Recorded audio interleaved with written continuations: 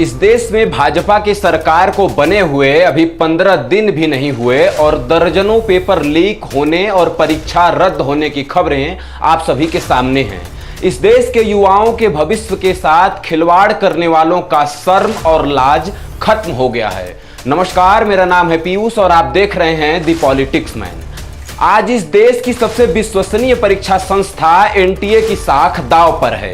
NTA की स्थापना 2018 में तत्कालीन शिक्षा मंत्री प्रकाश जावड़ेकर ने की थी।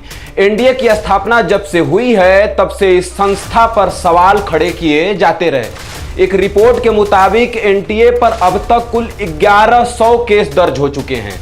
सवाल यह है कि इतने केस दर्ज होने के बाद भी भ्रष्टाचार के इस अड्डे को क्यों चलाया जा रहा है। साल 2018 में एनटीए पर 6 मामले दर्ज हुए, साल 2019 में 125 मामले, साल 2020 में 137 मामले, साल 2021 में 191 मामले, साल 2022 में 317 मामले, साल 2023 में कुल 185 मामले और साल 2024 में यानी पिछले 6 महीने में 139 मामले दर्ज किए गए हैं। देश के शिक्षा मंत्री धर्मेंद्र प्रधान को बताना चाहिए कि इतने मामले दर्ज होने के बाद भी एनटीए के खिलाफ क्या कार्यवाही हुई। जाहिर है कोई कार्यवाही नहीं हुई होगी। अगर हुई होती तो यह संस्था देश के बच्चों के भविष्य के साथ खिलवाड़ नहीं कर रही होती।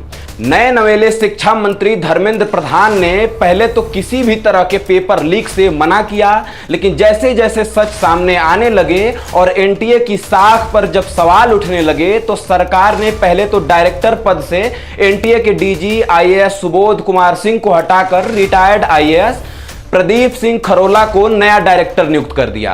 अब सवाल उठते हैं कि सरकार ने पहले अपनी गलती मानने से क्यों मना किया। इतनी बड़ी परीक्षा एजेंसी में इतना बड़ा कांड हो रहा था और सरकार को कैसे पता नहीं चला।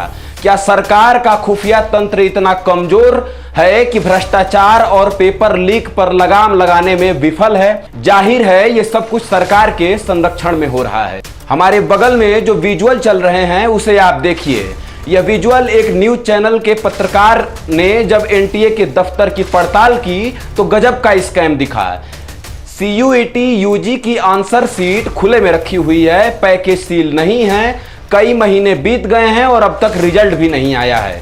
क्या शिक्षा मंत्री धर्मेंद्र प्रधान इस पर कोई जवाब देंगे? जाहिर है वो जवाब नहीं देंगे और देंगे भी तो क्या देंगे कि इसके जिम्मेदार भी नेहरू हैं। इन खुले बक्सों पर एनटीए ने भी जवाब दिया है। एनटीए ने अपने जवाब में कहा है कि ये बक्से खाली हैं और हाई सिक्योरिटी में हैं। एनटीए से पूछा जाना चाहिए कि अगर वो ये सब बक्से खाली हैं तो हाई सिक्योरिटी में क्यों हैं। 1 मिनट के लिए मान भी लिया जाए कि ये हाई सिक्योरिटी में हैं तो एनटीए जवाब दे कि उन बक्सों की वीडियो इतनी आसानी से कैसे बन गई। एनटीए उन बक्सों की वीडियो बनाने के लिए भी पंडित नेहरू को जिम्मेदार बता देगा।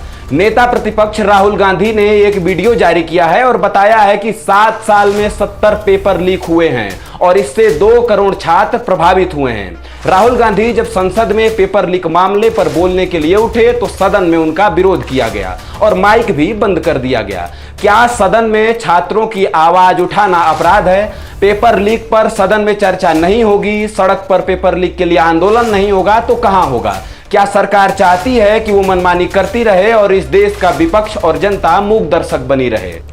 अब तय इस देश की जनता को करना है कि उन्हें क्या करना है। अपने बच्चों के भविष्य के बारे में सोचना है या ऐसे ही मूक दर्शक बने रहना है। लेकिन एक बात साफ है कि भाजपा की सरकार में ऐसा कोई पेपर नहीं है जो लीक नहीं हो रहा है और यह सरकार पेपर लीक को लेकर बिल्कुल गंभीर नहीं है।